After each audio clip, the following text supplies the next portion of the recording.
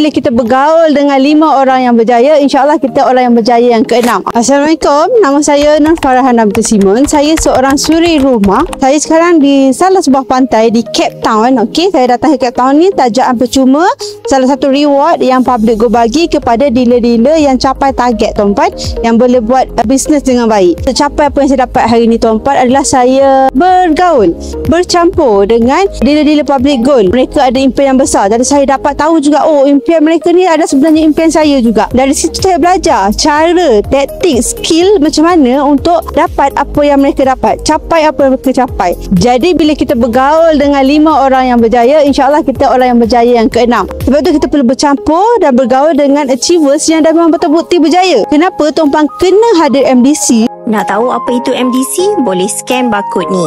Sebab dekat sana lah berkumpulnya achievers, orang yang dah terbukti berjaya, rakan-rakan yang sama mindset nak berjaya dengan tuan-puan, orang yang satu negeri, orang yang satu profession. Dari situ tuan-puan akan dapat jumpa orang-orang yang nak berjaya capai impian bersama-sama melalui bisnes public gold. Jadi tuan-puan, dekat public gold memang kita tahu ada 4 ultimate reward. Salah satunya adalah percutian VVIP ni.